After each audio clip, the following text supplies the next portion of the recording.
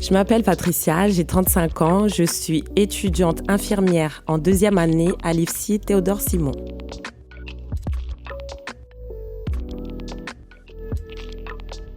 L'étudiant expert, un podcast original de l'IFITS. Un podcast par les étudiants infirmiers pour les étudiants infirmiers.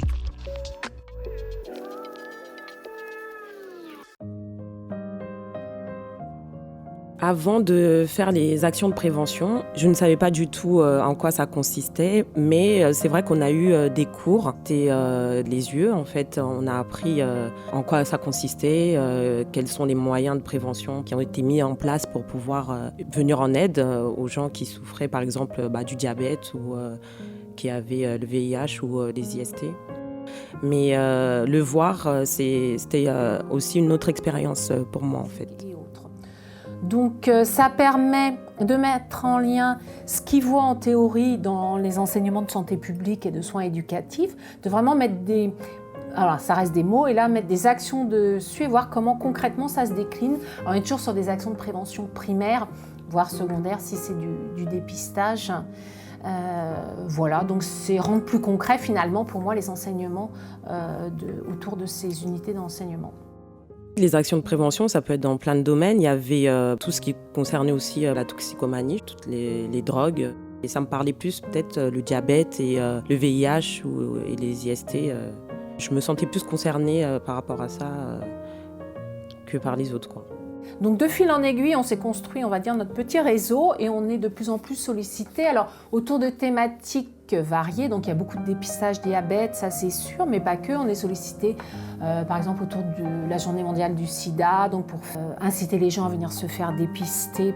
On a été sensibilisé sur le Octobre Rose pour le cancer du sein, pour animer des forums autour de ça. On a fait des séances de vaccination, si c'est plus rare, mais je sais qu'on en a déjà fait. Donc, on est sollicité par des partenaires, donc des associations, les Lions Club ou autres, qui ont besoin d'un peu de renfort pour mettre en place leur animation, mais on n'est pas du tout là dans l'organisation. Nous, on va dire qu'on prête nos étudiants. Alors, c'est sûr que c'est pas du tout la même chose. Avant de partir en action de prévention, j'avais pas forcément de crainte ni de réserve, parce que je me sens quand même à l'aise en contact des gens. Je suis pas timide, on va dire, et je parle assez facilement. Donc, ça me dérangeait pas, en tout cas, d'informer les gens, d'apporter, en tout cas, des informations dont j'ai pu bénéficier à l'école et à l'IFSI, pour que ces gens-là puissent être informés par ces maladies. Moi, j'ai eu la chance de faire 2 actions de prévention.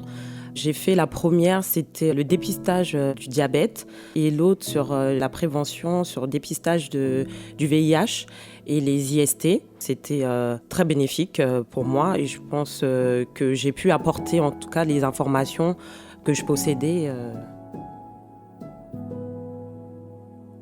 Alors l'action de prévention sur le diabète, ça se situait aux Arcades à Noisy-le-Grand avec l'association Lions Club.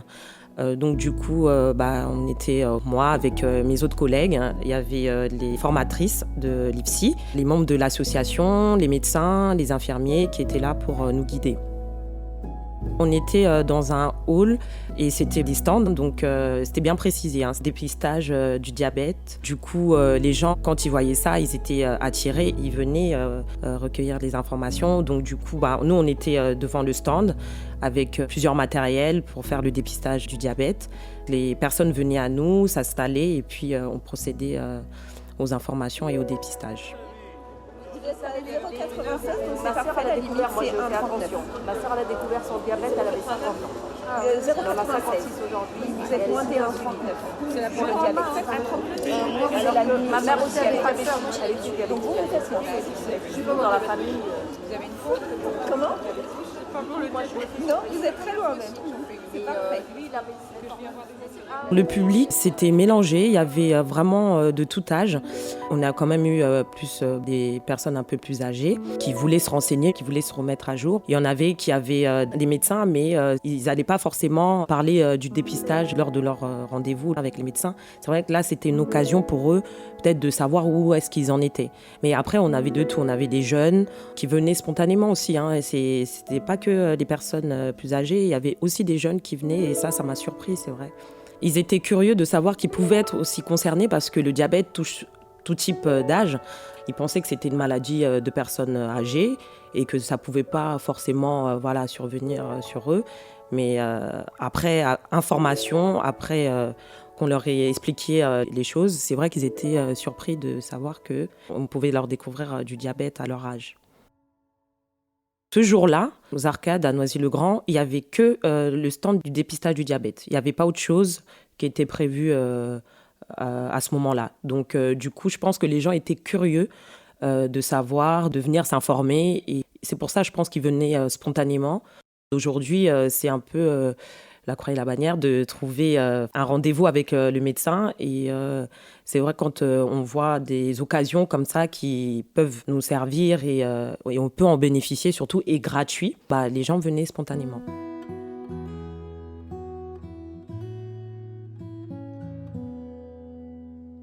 Ça se passait tout au long de la journée, le matin et l'après-midi. Moi, j'étais du tour d'après-midi. À chaque fois, on était 4 étudiants.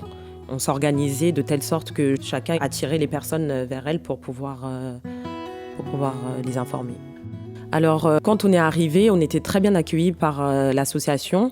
On nous a donné des t-shirts avec les logos de l'association pour qu'on soit bien identifiés. Et on avait tout le matériel nécessaire pour le dépistage du diabète. On avait les dextros, les gants et tout ce qu'il fallait pour pouvoir analyser sur place le glycotest pour savoir tout de suite les résultats et les informer surtout directement. Ils n'avaient pas à attendre ou à revenir. C'était vraiment immédiatement, ils avaient leurs résultats tout de suite. On accueillait ces personnes, ils étaient assis et on leur faisait le test. Ça, c'était le premier stand. Juste à côté, il y avait le médecin qui était là. Et quand on voyait que le taux n'était pas très bon et que les personnes avaient besoin d'un peu plus d'informations concrètes, on les dirigeait tout de suite vers le médecin qui était juste à côté pour avoir plus d'informations.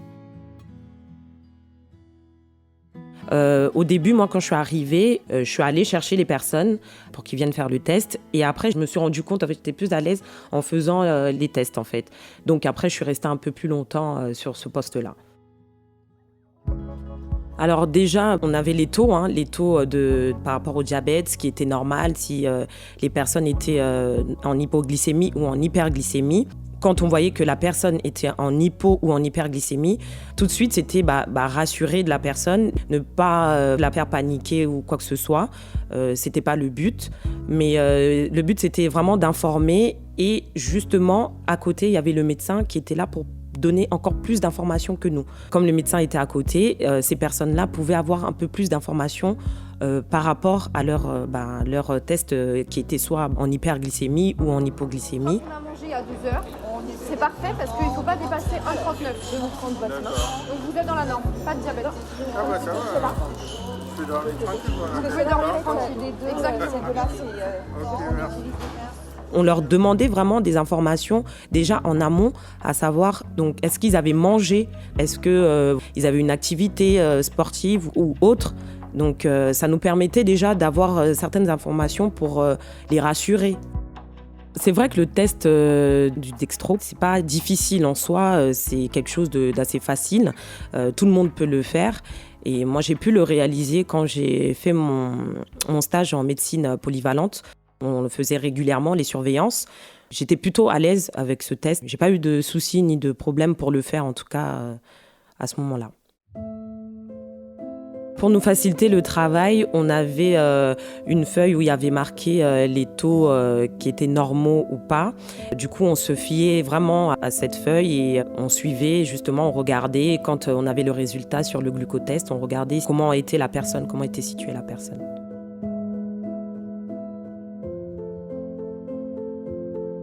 Notre travail à 4 s'est très bien passé, malgré qu'on ne se connaissait pas, parce que comme c'est une grande promo, on est dans différents groupes, on n'est pas amené à se voir tous les jours, ni en stage, ni à l'IFSI. Donc c'est vrai que le feeling est passé, en fait, je dirais, parce que chacun savait pourquoi il était là et ce qu'il devait faire, en tout cas. Donc j'ai pas ressenti de problème par rapport à ça. Tout le monde savait ce qu'il avait à faire, donc on l'a fait avec plaisir. C'était une belle occasion de rencontrer, en tout cas de faire la connaissance d'autres élèves de l'IFSI et d'autres groupes. J'ai gardé contact avec certaines. C'est vrai qu'à l'IFSI, ça va tellement vite. Des fois, on dit bonjour, des fois, on ne dit pas bonjour. On se croise dans les couloirs. Et c'est vrai que là, on se reconnaît. Et on se dit, ah tiens, la collègue du dépistage. Voilà, c'était très intéressant. Et on est amené justement à parler de notre vie à l'IFSI. Et franchement, j'ai trouvé ça très intéressant de se connaître aussi par ce biais-là. Les choses qui m'ont paru difficiles, c'est lire sur les visages des personnes l'inquiétude, je dirais, de savoir qui c'était en hypo ou en hyperglycémie et de pas savoir comment faire ou comment réagir en fait. Donc j'avais à même en fait d'apporter les bonnes informations. Pour moi, c'était important en tout cas de leur donner les informations, les bonnes, en tout cas claires, nécessaires pour leur prise en charge et pour les rassurer en tout cas, ouais. Pour les rassurer qu'ils soient pas paniqués en tout cas. L'action de prévention, c'était de 14h à 19h. Il y avait beaucoup de monde ce jour-là, oui. C'est un centre commercial, il y a assez du passage. On a eu quand même beaucoup de personnes qui étaient intéressées en tout cas et curieux de ce stand en fait et du diabète, quoi. On n'a pas vu le temps passer justement parce que comme on était en contact avec les personnes et la parole était fluide. La parole était fluide, on parlait assez facilement, on était à l'aise aussi. C'est vrai qu'au début, quand on commence, on ne sait pas trop quoi dire, quoi faire, comment se positionner, un petit peu comme tout le monde. Donc du coup, au fur et à mesure, on est plus à l'aise et on est à même d'apporter des informations claires et précises aux personnes. La présence des formatrices, c'est vrai qu'au début, quand on est arrivé, les formatrices n'étaient pas là. On était accueillis par les infirmières et les membres de l'association qui nous ont tout de suite mis à l'aise et expliqué comment ça allait se dérouler. Au fur et à mesure, nous, on était déjà un peu installés sur le stand. Les formatrices sont arrivées après. Leur présence ne nous a pas gênés plus que ça parce qu'elles voulaient qu'on fasse bien. Elles nous donnaient des informations, des outils pour qu'on puisse être à l'aise et surtout comment vraiment informer les personnes au mieux. Donc, elle nous donnait des astuces comme ça pour essayer de mieux gérer peut-être notre stress ou bien s'il y en a qui étaient angoissés, qui ne savaient pas des fois comment apporter ces informations aux personnes. Donc, non, c'était une aide. Elles n'étaient pas là pour nous mettre la pression ou bien pour nous observer en tant que telles, mais c'était vraiment pour nous apporter des informations en cas où on en manquait. Et ce qu'on fait aussi, c'est qu'on a, d'ailleurs pour le service sanitaire aussi, on a un bilan, on leur envoie un petit Google Form qu'ils sont censés remplir pour avoir justement un petit peu leur ressenti, quel lien ils font avec la formation, qu'est-ce qu'ils en retirent, qu'est-ce que ça leur a apporté. Alors généralement, ça tourne beaucoup autour de la communication, savoir rentrer en relation, mobilisation de connaissances. Donc, ça s'aperçoit qu'il faut avoir des connaissances, somme toute. Il suffit pas de faire la gestuelle, c'est rien, la gestuelle, n'importe qui peut le faire.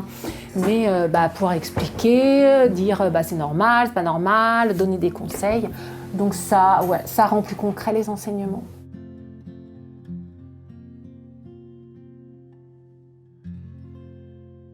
À la fin de la prévention de dépistage du diabète, on a fait un débrief pour parler de nos ressentis, savoir si on a eu des difficultés avec les formatrices et les intervenants sur place. Chacun avait son temps de parole, donc du coup, comme on était à 4, chacun s'exprimait et a pu dire ce qu'il a pensé de cette journée. Franchement, on en est tous ressortis satisfaits en tout cas de ce qu'on a pu faire ce jour-là.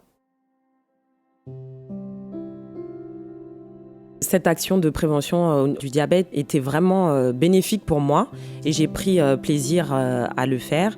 Et j'ai eu la possibilité et surtout la chance de pouvoir faire l'autre action de prévention concernant le VIH et les IST. Donc j'ai sauté sur l'occasion et j'ai pu bénéficier aussi de ce dépistage du VIH.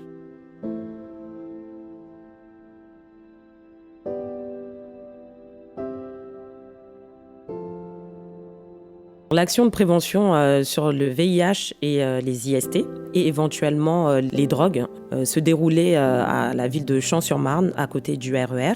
Comme pour le dépistage du diabète, il y avait aussi des stands où on pouvait retrouver des infirmiers, des médecins et des personnes des associations émergence, si je ne me trompe pas, qui étaient présents pour informer et faire le dépistage des personnes. Par rapport à notre rôle, quand on est arrivé pour faire la prévention sur le VIH, on allait à la rencontre des personnes à la sortie du RER. On leur expliquait pourquoi on était là, qui on était. On était 3. On était 3 étudiantes de 2e année. Et donc, après leur avoir expliqué, on leur montrait où ils pouvaient se diriger pour être dépistés, pour avoir des informations concernant le VIH, les IST et aussi les drogues. Voilà, toutes sortes de drogues.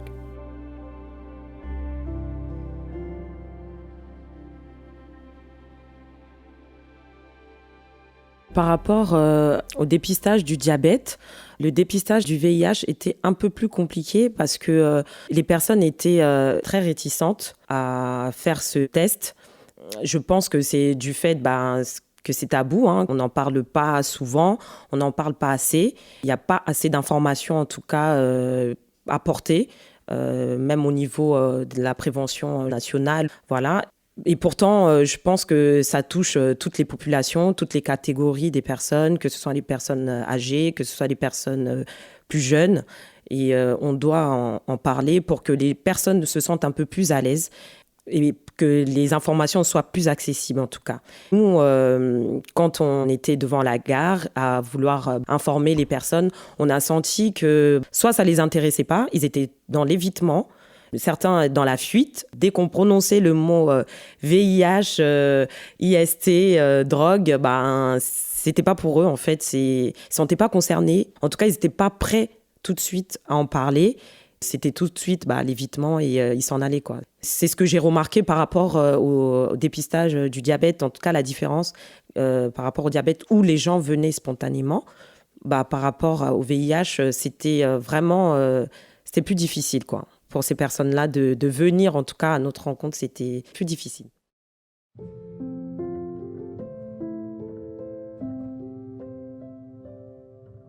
C'est vrai qu'on ne nous a pas préparés à parler de la prévention du VIH.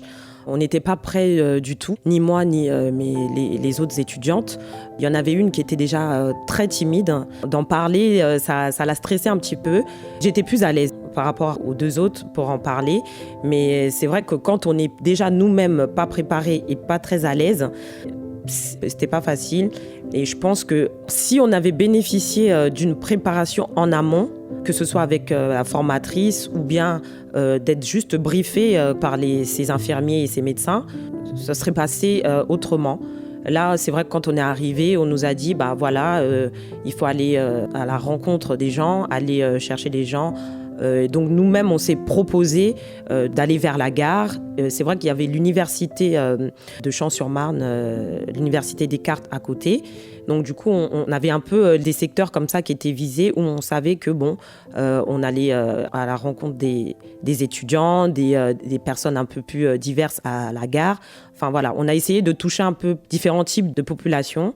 Et c'est vrai que parler de drogue, parler de VIH et d'IST quand on n'est pas assez préparé, c'est pas facile en tout cas pour des étudiants, moi je dirais, qui sont pas préparés. On peut très vite être déstabilisé, moi je trouve le mot déstabilisé c'était vraiment le mot qui convenait pour ce jour-là en tout cas.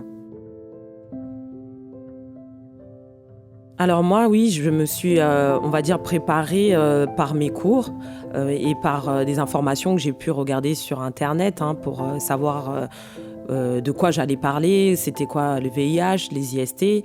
Je m'étais informée pour pas partir, on va dire, sans information, sans rien, quoi. Du coup, pour moi, en tout cas, j'étais plus prête à parler, même si c'est vrai qu'on n'est jamais bien préparé à parler de VIH, de sexe, de drogue et c'est toujours un peu délicat d'introduire ce genre de sujet. C'est pas facile d'en parler parce que c'est tabou. Moi, franchement, j'ai pas osé parler des drogues. Je me suis plus focalisée sur les IST et le VIH, où j'avais des informations à leur apporter. Mais je savais que dans le stand, il y avait les infirmières qui étaient là pour parler aussi des drogues.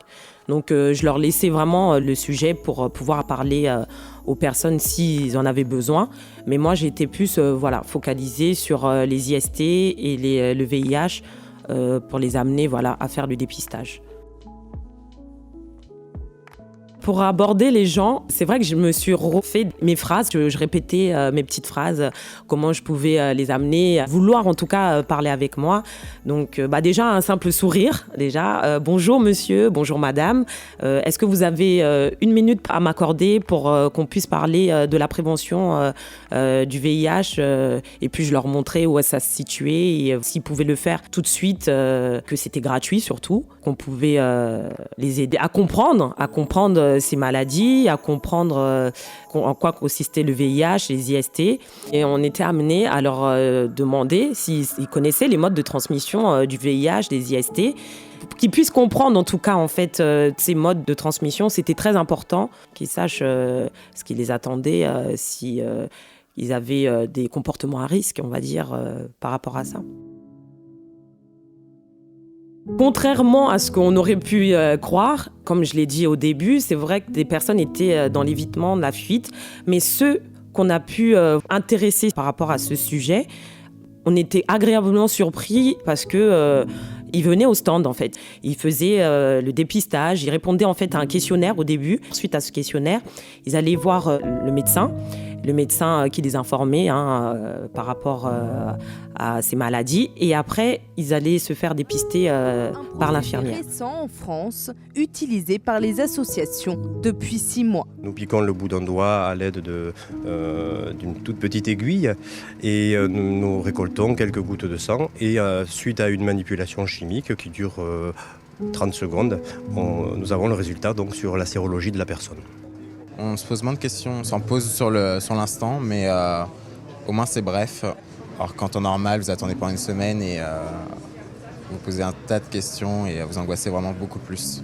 La personne qui va pratiquer un test avec nous va automatiquement avoir son résultat immédiatement. Il lui sera remis de façon orale et également de façon écrite. Ce test est gratuit et anonyme et sa fiabilité est la même que lors d'une prise de sang.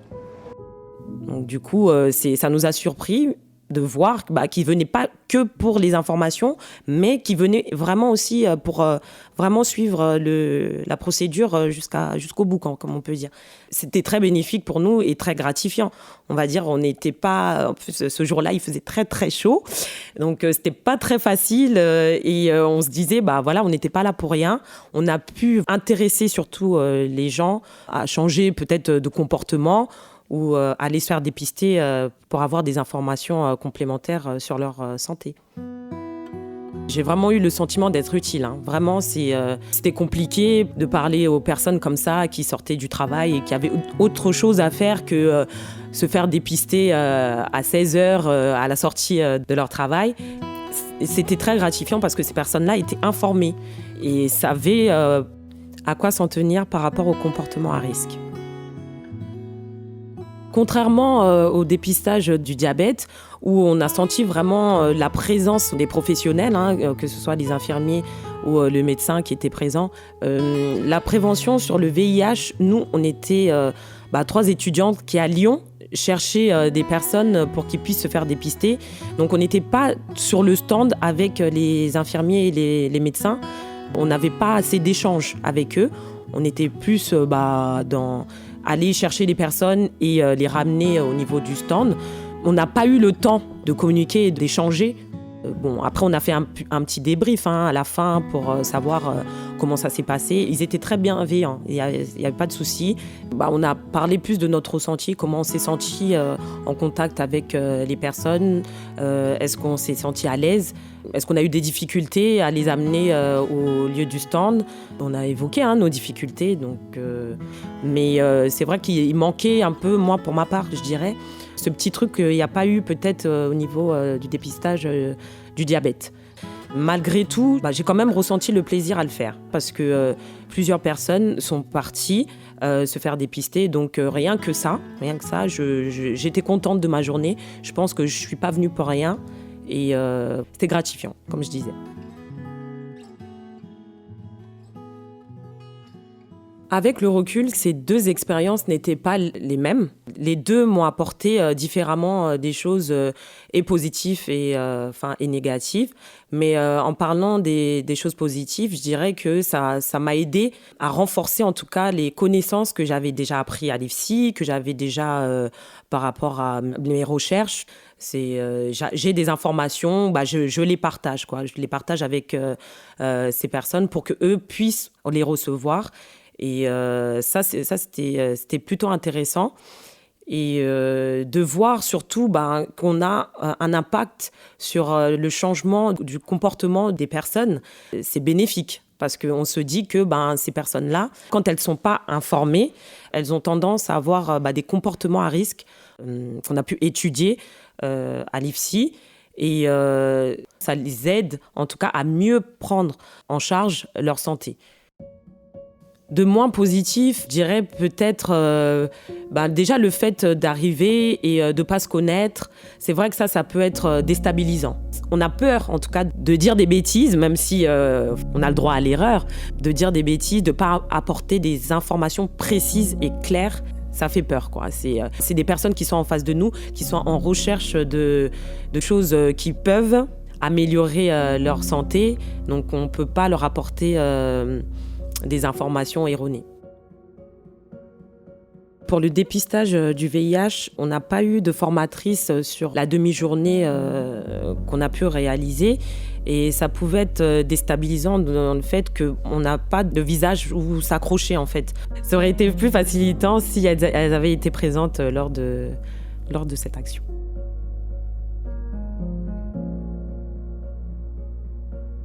Les actions de prévention, en tout cas, que j'ai pu réaliser, m'ont aidé à comprendre le rôle primordial qu'avait l'infirmière au sein de la population accueillie, que ce soit à l'hôpital ou bien à l'extérieur, en libéral par exemple. C'est très très important d'informer les personnes, de leur apporter les connaissances nécessaires pour la prise en charge de leur maladie, de la prise en charge de leur quotidien. Et c'est très très très important, quoi. Donc oui, moi je trouve que le rôle de prévention pour l'infirmière, en tout cas, est nécessaire, en tout cas, et doit être valorisé un peu plus, parce que je pense que de ce que j'ai pu voir de mes expériences au cours de mes stages, l'infirmière est là pour donner les médicaments, accompagner le patient du début jusqu'à la fin de l'hospitalisation. Mais le rôle préventif est un peu mis de côté et elle est dans le rush, on va dire. Et la personne, des fois, elle ressort de l'hospitalisation avec un manque d'informations. Par exemple, lors de mon 3e stage en médecine polyvalente, on a accueilli un patient qui avait une découverte de diabète. Ce patient, c'était une personne âgée. C'était une méconnaissance totale du diabète. Elle ne savait même pas qu'est-ce qui était le diabète. Donc, il fallait l'informer, lui expliquer et être vraiment du début à la fin avec cette personne pour qu'elle puisse en tout cas comprendre en quoi consistait cette maladie. Et c'est vrai qu'on voit le rôle de l'infirmière par là aussi. C'est pas que apporter les soins techniques et les médicaments, mais c'est aussi tout le rôle qu'elle a à jouer derrière cette prévention par rapport au diabète, par exemple. Pour ma part, je suis bavarde. Ça ne me gêne pas de parler et d'être en contact avec les personnes. Ça, il n'y a pas de souci. Donc, je l'ai fait vraiment avec plaisir, ces actions de prévention. Ça m'a permis de voir comment je me situais aussi par rapport aux personnes. Est-ce que j'apportais les bonnes informations ? Est-ce que l'information que j'apportais était comprise par ces personnes ? Ça, c'est très important. Parce que du coup, on sait qu'on a été efficace. Si je devais donner des conseils aux étudiants qui veulent participer aux journées de dépistage, je dirais allez-y. C'est quelque chose qui peut changer en fait la perception qu'on a en fait de certaines maladies. Moi, je trouve que l'échange est très important. Quand on échange nos connaissances avec d'autres personnes, on apprend aussi. Ils apprennent de nous, on apprend d'eux. C'est enrichissant.